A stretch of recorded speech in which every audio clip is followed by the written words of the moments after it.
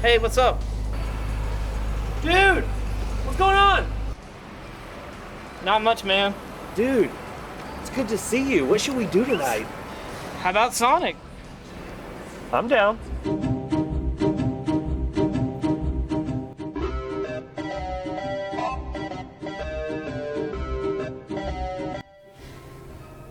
Dude, I meant Sonic 2 the movie.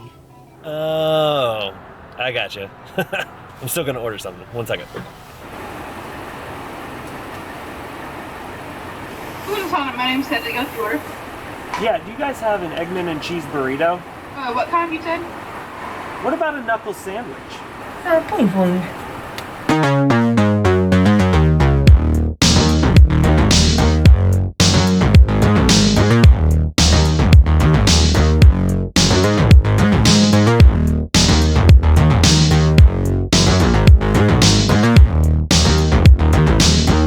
What is going on, everybody? Welcome to Tavern Talk. I am Philip, and joining me this week, my brother-in-law, Austin. Say what's up, Austin.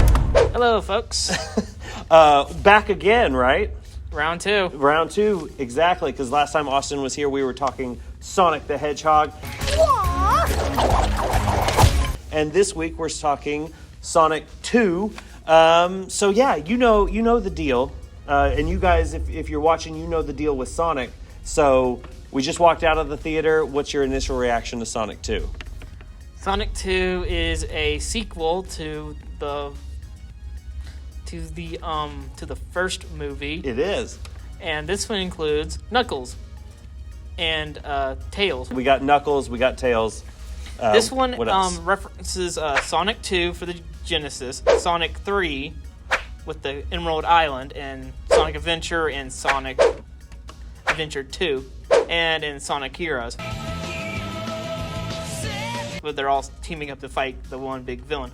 If you have a big fan of Sonic 2, there's actually a scene where this giant robot that Eggman pilots is called the Death Egg Robot. We saw the first movie together, obviously. I saw a little bit of the the Adventures of Sonic the Hedgehog cartoon when I was younger, but I didn't really know a whole lot about the video game, the world, the story, and everything. But in this one, yes, Dr. Robotnik, played by Jim Carrey, is back. He is able to get back to Earth after the events of the first film via Knuckles, who is voiced by Idris Elba. I love Knuckles. Really funny, by the way. He's just like, straight to the point.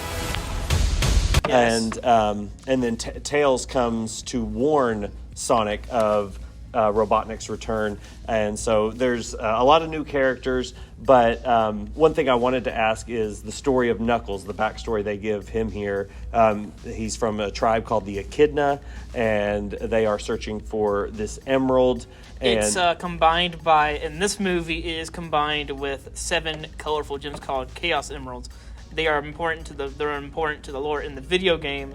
If you collect all 7 of them, we're not going there. Okay, so I was curious how much they made up just for the movie and how much was based on the video games. So that's good to know. What I kind of want to know is I was a big fan of the first one. I was pleasantly surprised by it. I didn't have a whole lot of expectations going into it just because I was there wasn't great buzz around it. There was all the story about them having to redesign Sonic after complaints after the first trailer came out for the first movie. Yeah.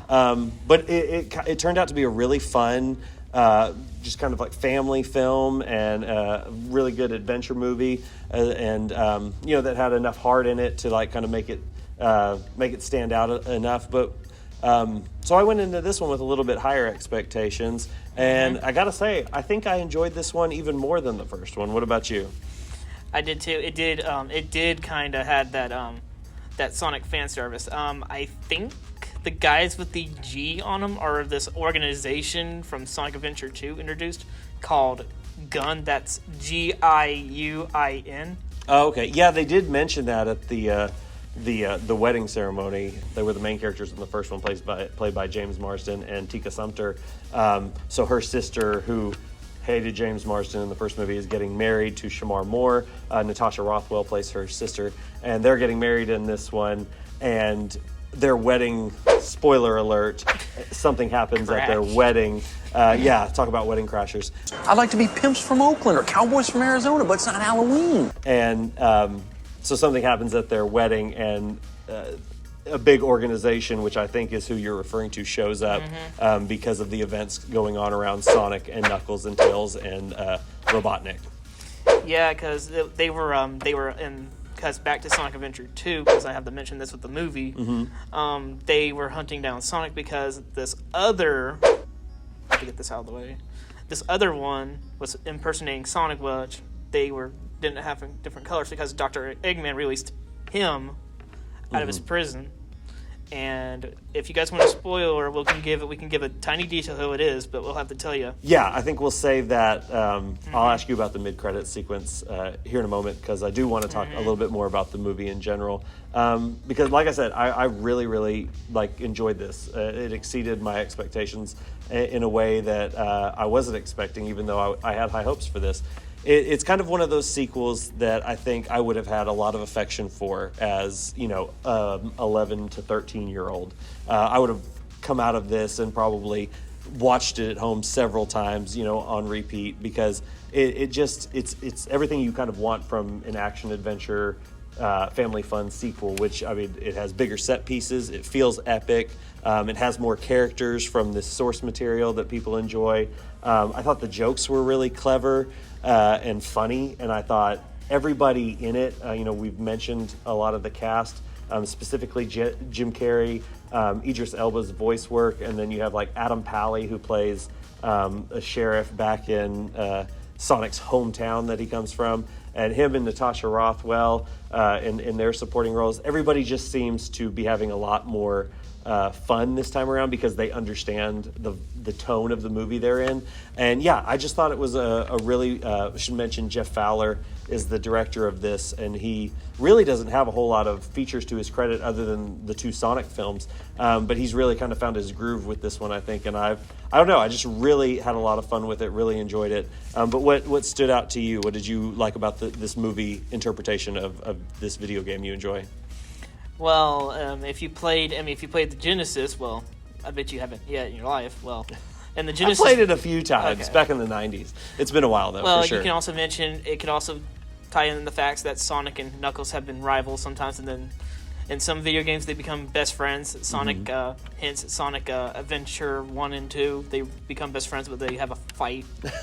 If you guys want some movie trivia, Knuckles in Sonic X is voiced by Dan Green, which is also, if you know him, is a Yamayugi and Entei from Pokemon. Oh, I had no idea about that. I'm not gonna lie. And Sonic had some interesting voice actors too. If you remember Jason Griffith, he's also a voice actor too. That name sounds familiar. What other voices has he done? Jason Griffith is a 4Kids actor, and he did a lot of he did Yu-Gi-Oh, he did Sonic, he played the main role. Okay. And then he played we'll save him for another day. I'll save him in a bit. And then Mike Pollock. Mike Pollock was the Sonic X voice actor.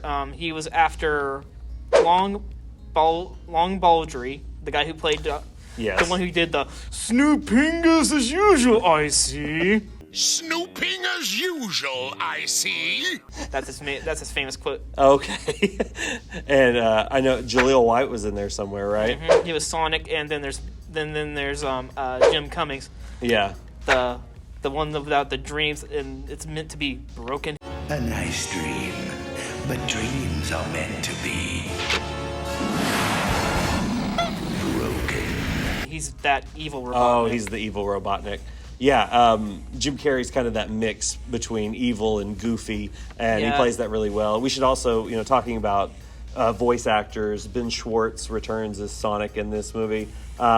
Still one too many maybe pop culture references, current pop culture references that I feel like will age far too quickly. He brings a fun tone, a fun vibe to the movies overall. Do you like the characterization of Sonic in these movies? Yeah, it's closest source material. He's just a normal 12-year-old or 14-year-old hedgehog. I don't know his actual age, but he's I don't know what 12 to 14-year-old hedgehogs are like. He's depicted as cocky, hot-headed, and Sonic CD, if you just leave your controller just sitting there all day, Yeah. he just goes. he just falls in the pit and just. Oh, I thought you were gonna say he Yeah. just sits on his beanbag and farts or something. No, Oh, he just hits the pit and just you lose life. Oh, okay.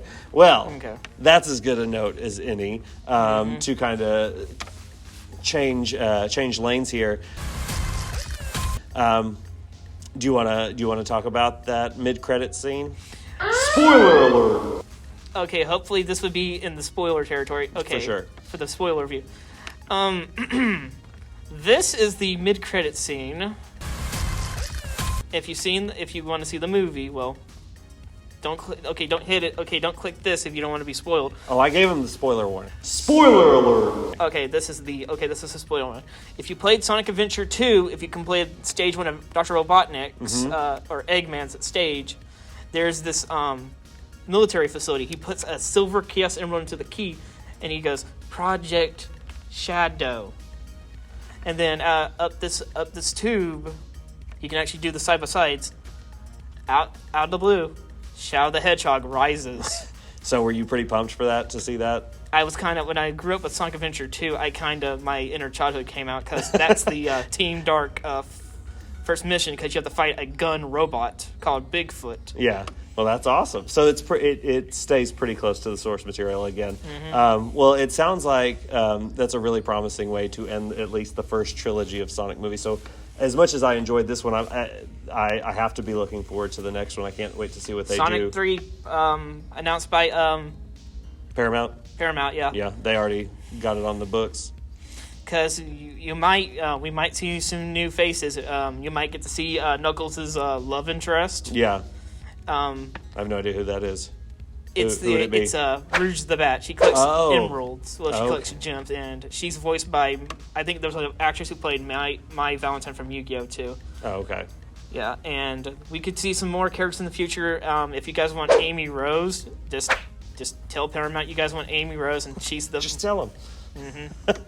No, yeah, I mean, just to kind of like wrap things up here, I just have to reiterate, I really enjoyed it. I think it packs into it everything that you'd want from a sequel, and again, has that kind of heart that the first one had. This one has more of a story about kind of finding your family, finding those that love and support you, like, and kind it's of kinda also your own tribe is what they kept saying. Yeah, so kind of a nice little message there that hammers home through all the action and adventure and shenanigans that our characters get into. Well, this is a good movie. I give it a 10 out of 10. Well, 10 Sonic Rings out of 10. If you love the video games and grew up with the series and you love with those titles, Heroes, any from the GameCube era or anything like that, I just say give this movie a watch. Okay. You'll be having a blast. Yeah, I definitely recommend it as well. Tune in this movie for April 8th, because the doors will be open and you can go in the doors in a dash. Yep, it's quick as Sonic, right? So you already gave it 10 out of 10, so does that mean we do 5 stars here on Tavern Talk? I thought you knew that, Austin. Well, I give it 5 Sonic Rings out of 5. Okay, there you go.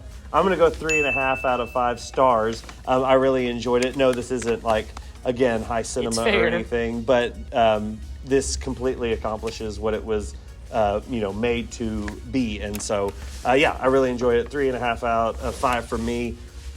5 Sonic Rings out of 5 for Austin. And thanks again for reviewing Sonic with me. We'll have to do this again when that third chapter comes out. Until third movie, because Paramount will be hearing all your guys' voices. We might even get to see the big gun truck make it into the movie.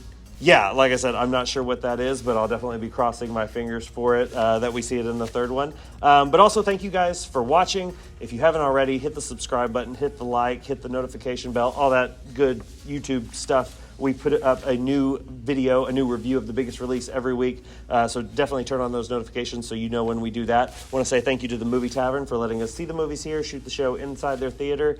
And that's it for this week. Thanks again, Austin. It's been fun. It's been fun. We'll see you guys next time. Peace. See you guys in Sonic 3. Woo. Yeah, do you guys have an Eggman and cheese burrito? What kind you said? An Eggman and cheese burrito. The ultimate? Actually, just give me a Route 44 Sprite Zero with vanilla, and that'll be it. We do have breakfast burritos. I just couldn't understand what you were saying. It's fine. I don't even need it.